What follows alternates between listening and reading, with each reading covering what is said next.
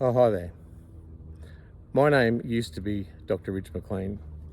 Now it's Baron Dodger. First, right off the bat, I want to say that I've established a trust fund, Baron Dodger Trust, at barondodger.com.au. It has a purpose. barondodger.com.au's purpose is to provide reasonable accommodation, medicine, support, freedom from oppression, freedom from violence, and justice and safety and security for me, Baron Dodger.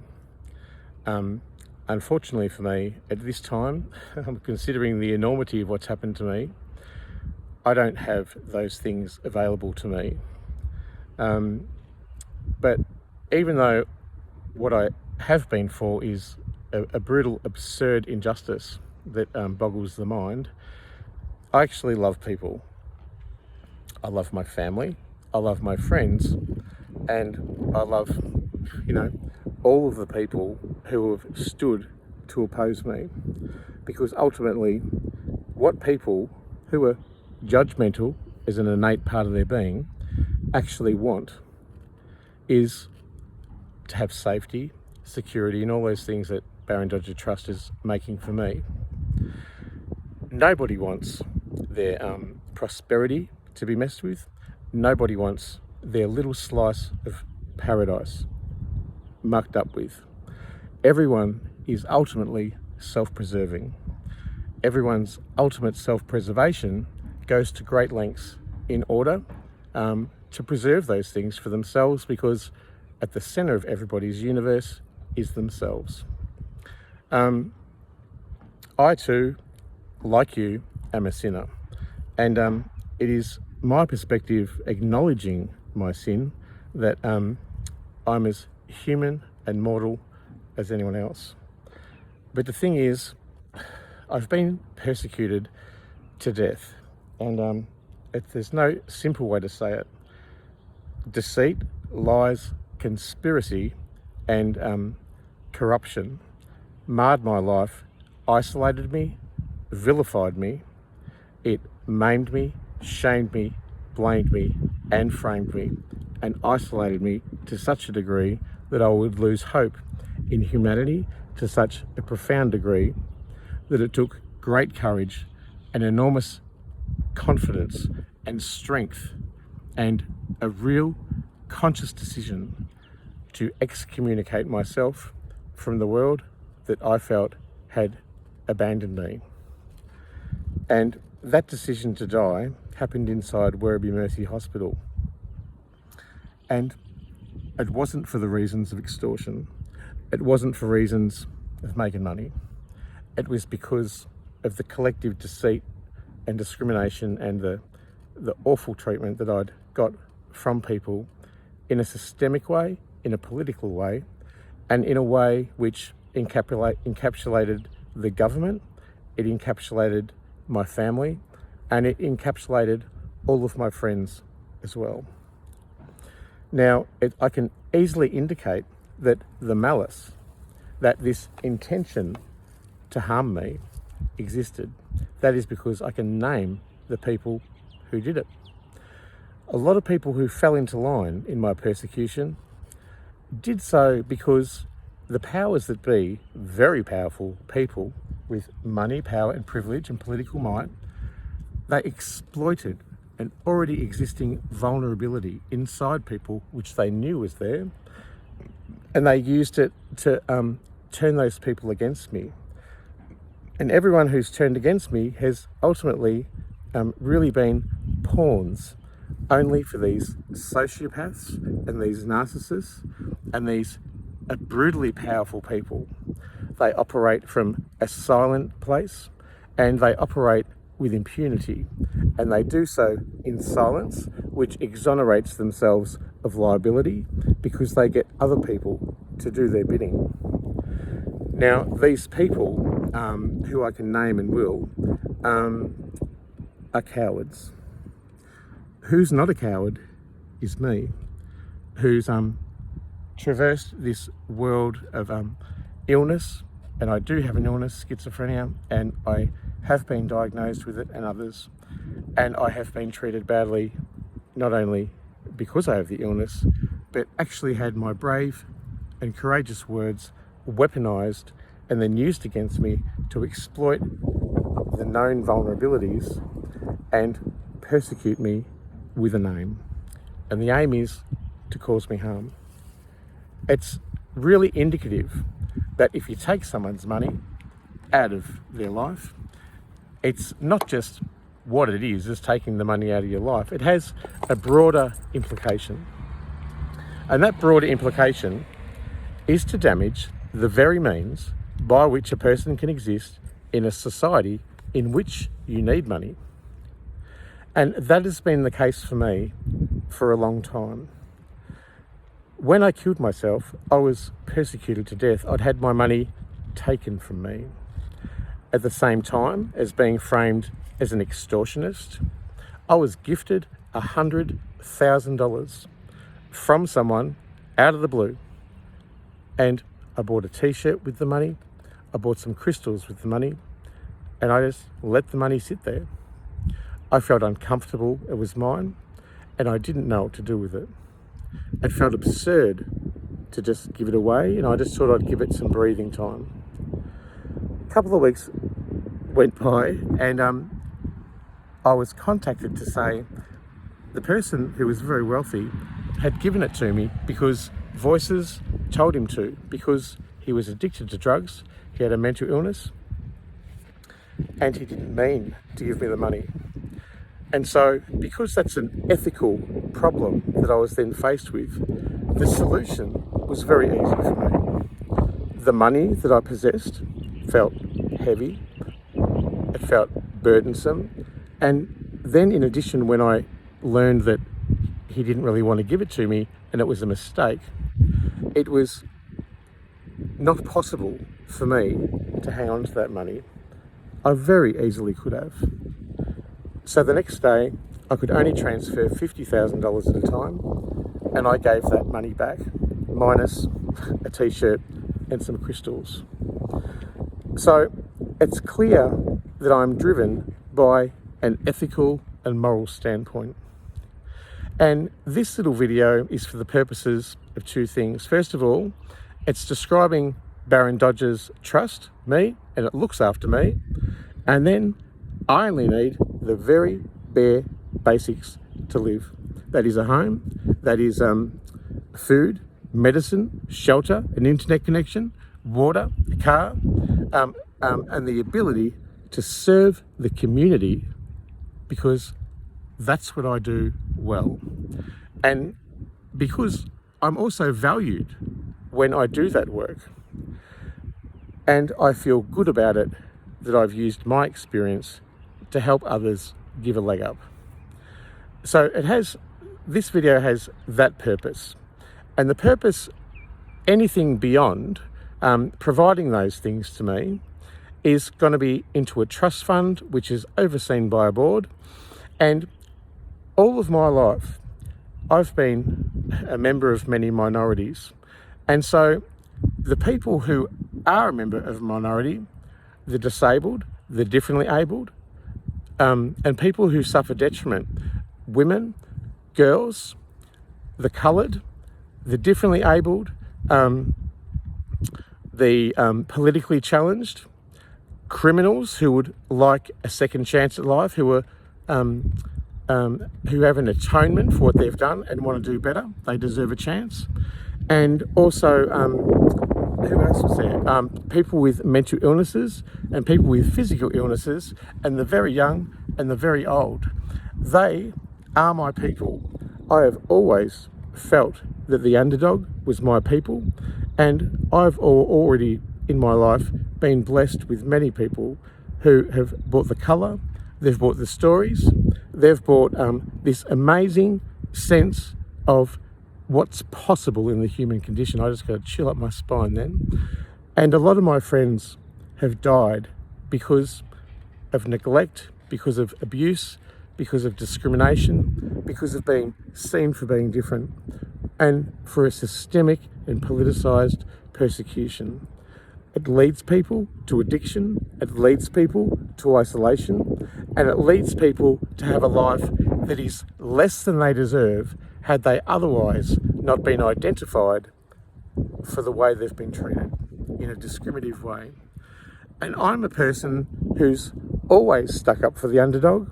I did it when I wrote my autobiography, Recovered Not Cured, A Journey Through Schizophrenia, which was published by Allen and Unwin in 2002. And in that book, it detailed my experiences and difficulties as a young man growing up with a diagnosis of schizophrenia. And it once heralded and applauded, and it once was celebrated for how courageous it was, how brave it was, and how its self-reflexivity was so aware and so attuned to what I had experienced. It provided an opportunity for other people to experience the way that I had experienced life. Unfortunately for me, as I've learned in everything, there's a good part about that and there's a bad part about that. I was a laureate Human Rights Awarded Sane's Book of the Year for that very publication, at the same time as I suffered a public humiliation from the Herald Sun, who ran with a article, My Descent into Madness, how schizophrenia stole Richard McLean's mind, and then how about 3 weeks later I was fired from a job that I loved at the Age newspaper, and I was an artist there and a news graphics illustrator. And this was the first example of the deceit, of the lies, of the detriment, of the recourse that happened because my inner narrative had been exposed to a public domain. And I was very naive to think that if I could say all that about myself, that I would not suffer in some way. It was very naive. And I realise now of this kind of innocence that I brought to the table, that in which I thought, well, once I explain, people will understand. And once they understand, we can have a semblance of an acknowledgement of each other's realities. And I was sure that there was a way in which I could move forward in the world, and I was sure that a way that it could be a means by which I could be understood. Because that's all we ever want as human beings. What we want is to be who we are. We want to be our authentic selves in front of our friends and family and the people we love. And that is the gist and the epicenter of what it means to have heaven on earth. And to have that is just amazing.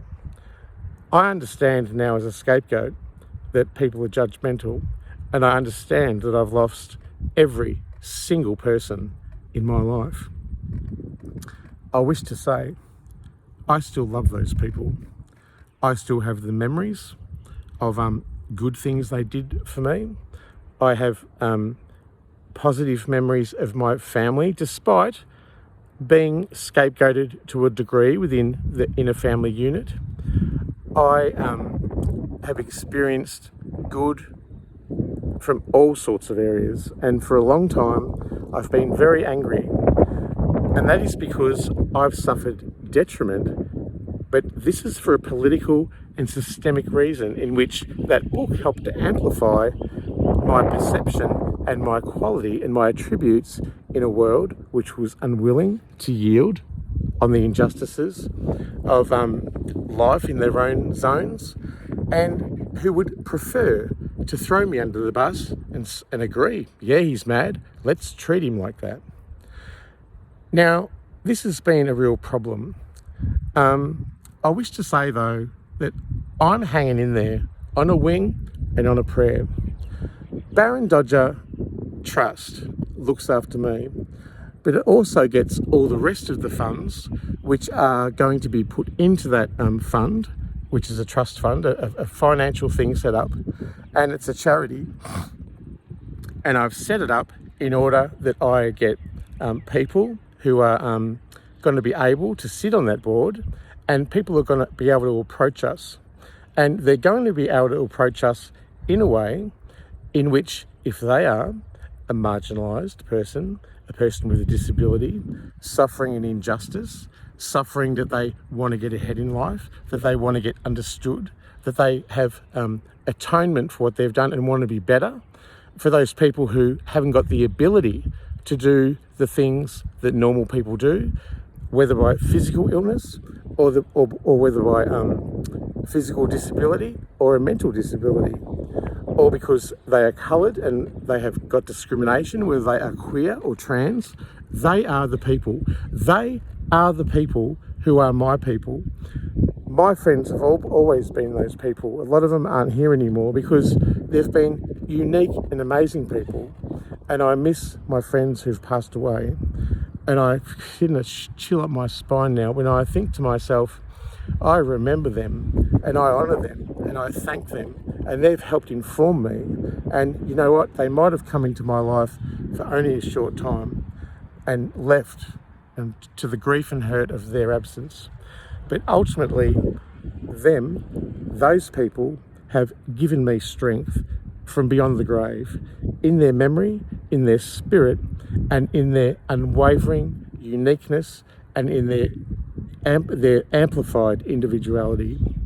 I've been blessed with those people, with Shags, with Hayden, with Wes, with Paul, with Nathan.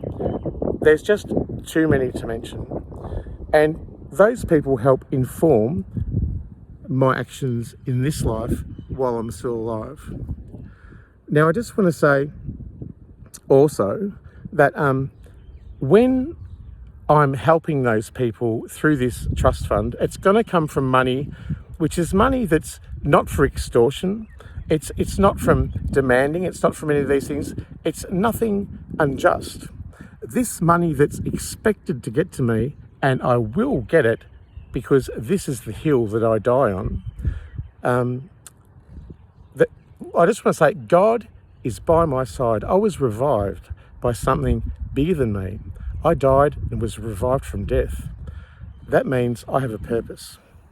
I have a purpose on this world, in this life, to do the very divine thing which I can possibly do, framed by my own remit, which is what I touch, who I see, what I have, what I can do, what I can influence, and what I can make a meaningful change for. And I believe that I can do this. I believe I can do it alone. I believe I can do it with nothing. And I haven't got a home. I haven't got healthcare. I haven't got legal help. I haven't got any freedom to do anything. I'm under investigation. I'm a rejected whistleblower. I've suffered reparations. I'm under arrest. I could be going to jail. These are all things which have befallen me because I'm an unprotected whistleblower, and it's left me open and marginalised. And I'm a person who's also acted with altruism and trust and for the love of humanity to be able to look after marginalised people with mental illnesses of all backgrounds and their carers. And I did that for over 30 years independently, and I've been a success at that. I spoke in Australian Parliament. I travelled to Dubbo. I went to Montreal. I went to Warrnambool. I went to Adelaide, Sydney and Canberra. I went to the University of McGill University in Montreal. I've had a documentary made on my life and art. I've peacefully protested the world in art for 30 years. I have travelled this whole country sticking up for people, barely even acknowledged with another company, and I've done it on local stages, I've done it on state stages, I've done it on federal stages, I've done it on international stages, and I've done it on the radio, I've done it on TV, and I've done it in person. I've done it at schools, I've done it at the Early Prevention Psychosis Centre, I've done it at state libraries, I've done it and radio stations, I've done it on the Today Show, I've done it in institutions, I've done it in schools, I've done it in art galleries. I am the man who has acted with example and proven by example and facts that I have my heart in the right place and that I am willing to go the further mile in order to help people who I see as less, have less agency than me, and who can also benefit from the wisdom of my experiences, which are my hard-won experiences in life. So I've proven by example that I can be that person, and I can be that person again. This is a call. This is a revolution. This isn't just a mad person ranting on a YouTube video anymore.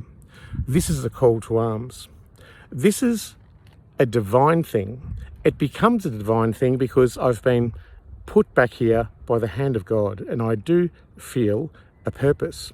And that purpose is to act with divinity despite me being a mortal sinner. Hello, drugs, sex, rock and roll, you name it, I've done it. And I don't pretend to be perfect, I never have. But I do have good intentions, and I never have malice. And I just want to say that, hang on, my phone's going funny. I just want to say that I don't have malice for anyone, and I don't want to harm anyone.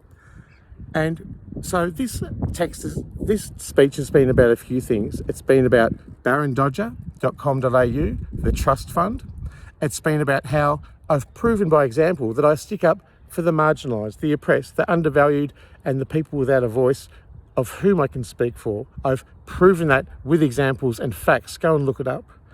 And I still want to commit to doing that going forward, and using Barron Dorrit Trust as a method by which to make meaningful experiences for human beings in this day, in this age, in this land, on this earth, to create meaning, love, joy, acceptance, and humanity and kindness, in empathy and in love. And I'm going to try and do that by the following means. I need to make a public interest disclosure of the Australian government. It's unfortunate for me.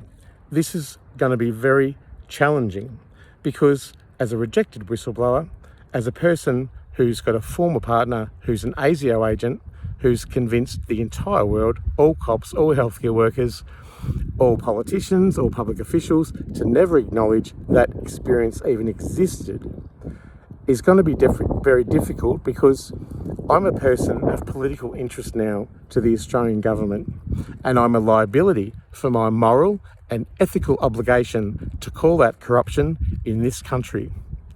And because I've spoken the truth, regardless of who's in power, because I believe in democracy and I believe in humanity, that I believe the very government that is oppressing me and victimising me and targeting me as a targeted individual, earmarked for destruction, who's ruined my reputation, got into my support networks, corrupted all my sacred connections, it's the same government that's abusing me, which I'm asking for help from. Now, this is going to be a very difficult way to move forward. Some might say impossible. I'm hanging in there on a wing and a prayer that this is going to be possible. And you know why? It is because it is me who is the greatest patriot in this country. I grew up in a place that was safe. We had enough food. We had our family unit, and we had schooling. We had healthcare. These are all things about democracies that I love and I've appreciated and I'm grateful for. And even though a lot of people think that I'm a money-hungry, ungrateful extortionist, or whatever crime you want to blink me with, or whatever madness you want to blink me with, I still want to say that I believe in those principles. The problem is I've called out people who are in positions of power, and they're in positions of political power, and they're in positions that their heads are going to roll should my public interest disclosure get up. And no one wants to be in the position to be able to call out their mates and have caused them detriment for their mates. But let me explain it to you this way. As a patriot of this country, as a supporter of democracy and a supporter of humanity, I reckon that for me, Rich McLean, Barron Dodger, to make a public interest disclosure, which is not going to hurt anyone, and I commit to non-violence, as I always have as a secular Buddhist who are using Buddhism to better what already I am, and in actual fact to use non-violent methods of peaceful protest, which I've done for years, despite being revived from death, forced to live as a vagrant, squatting for 3 years, and then forced into my car on the government's watch to live as an infamous vagrant in my car for over a month, and then be forced to the same thing again, but they couldn't kill me, so now they're going to jail me.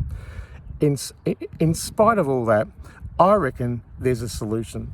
The solution is drop the sentencing, drop the charges, understand that this political and systemic persecution, which was delegitimising my experience, protecting Icenides and protecting their own mates and powers that be, was a legitimate reason to say I was going to cut their throats.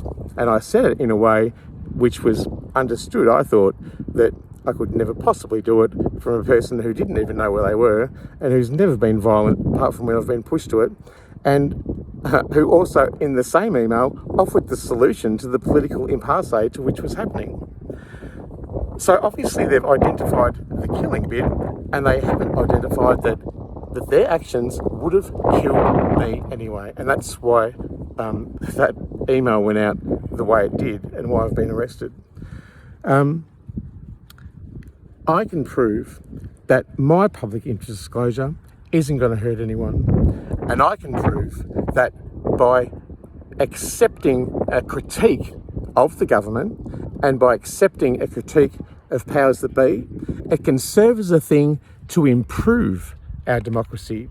It can provide trust in public accountability. It can provide a trust in politicians. It can provide more faith in the system that we hold dear, and most people rightly hold dear, apart from if you're me and a targeted individual who's earmarked for destruction. It is absolutely the case that I'm a targeted individual, and it goes beyond ASIO and AGIS and the Five Eyes intelligence operatives, and it goes even further to V2K, covert intelligence, and all sorts of gang stalking harassment. But I can prove that this solution of mine of accepting my PID is not going to hurt anyone. Let me be clear.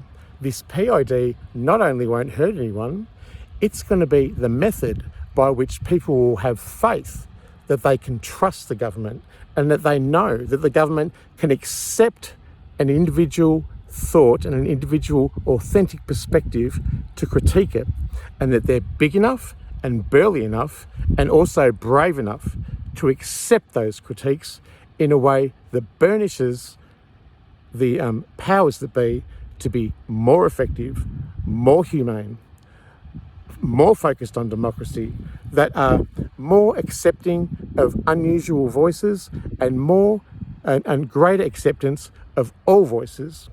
And when you accept my voice as Baron Dodger and Baron Dodger Trust, who commits not only that he wants the bare basics to survive that I don't have, and if you don't have them, you die, allowing me to live is going to be able to make me serve the community again. And when I serve the community again, I don't do it just willy-nilly. I do it because it's a divine calling in my life. I reckon I can do it, and I reckon people are out there who would believe in me to do it. I'm on a wig and a prayer. I've lost everything. I haven't got a home, I haven't got healthcare, I haven't got legal rights, I haven't got money, I haven't got anything, but I'm hanging in there because God's on my side. And you know what? God spelled backwards is dog, and there she is. Crystal, come here. She's so lazy. That's my God, Crystal the Husky. You know what? And I have her. She's the reason I'm not dead. So God does save. And if God means Jesus to you, if God means Buddha, if God means Satanism, if God means taking responsibility, if God means the occult, whatever it means to you, know that if you've got a purpose and you stick to it and you believe in it, no one ever achieved anything without believing in what they were doing. I believe in this. I believe I'm going to do this. I believe that the government will listen. I believe that I'll get my PID. over the line. That is because I have the attributes under the PID Act with which to make a declaration, including I'm a former partner of a high-ranking public official. I have a contract with the government to be employed at the NDIS. I have worked as a nurse in a public hospital, and if all that doesn't satisfy, then I have a federal court document satisfied that I was employed by the Department of Social Security. That is not a thing that can be watered down. It is not an inadmissible fact. It is not an opinion. It is by a person who can state that from the federal court, who is in an authorised position to say so. My position is with great humility and with great love for humanity, and I understand we all just want the same thing, and I understand that sometimes it's easy to go with the majority because there's less harm that way. And I'll just finish off by saying this little shamanic thing which says, if you're going to influence something, if you're going to do something, make an action, whether you're a brain surgeon or an airline pilot, or you're going to walk a dog, or you're going to saw a piece of wood, whatever you do, you've got to make sure it acts within a certain framework or wavelength of its possible without creating violence. I'll give you an example. If I was going to move a boat and I'm standing on a pier, if I lean on that boat, I can move a 50-ton boat just by leaning on it. If I'm just patient enough, it can move because it's in the water and it'll move across. That's the shaman's way of working. It works and doesn't create violence, and it doesn't create tension, and it still does it in an effective way. But if I had gone up to that same boat and just pushed it aside really quickly, there'd be violence everywhere, there'd be a hole in the corner of the boat, and it would sink. And violence doesn't cause anything. Violence is a thing that is unnecessary, mostly can be avoided, and the shamanic way of doing everything gently and with persistence and with gentleness is the way to get things moved to the next bit, to the next realm, to the next dimension, to the next bit that's going to happen. And it is a way in which is justified in an ethical, humane, non-violent, compassionate way. And I'm a subscriber to shamanism, a very worldly, earthly shamanism that my brand is.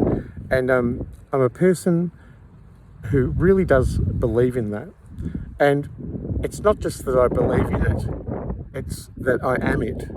And the way I'm working is to try and assimilate those changes and elicit the changes in my life needed in order to become a transformational expert, which is what my shaman, Binny, said I was ultimately going to be.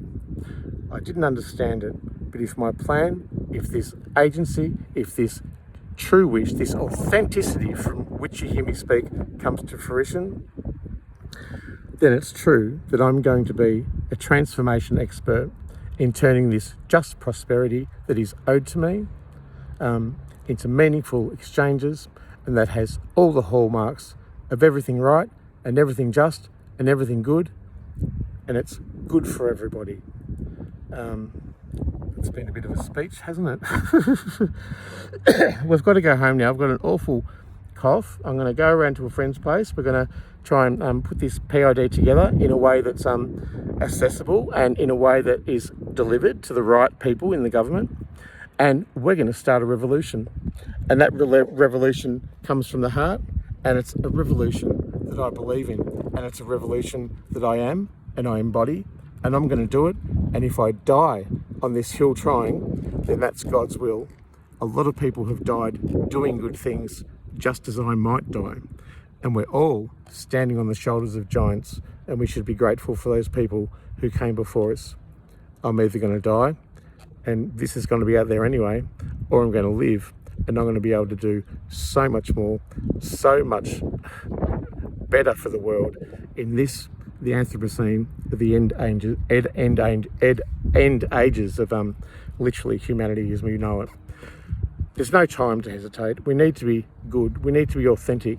We need to be brave, and we need to be courageous. I think I'm courageous, and I hope you can stand on board with me at barondodger.com.au and support me and Crystal in a simple life where we can serve others.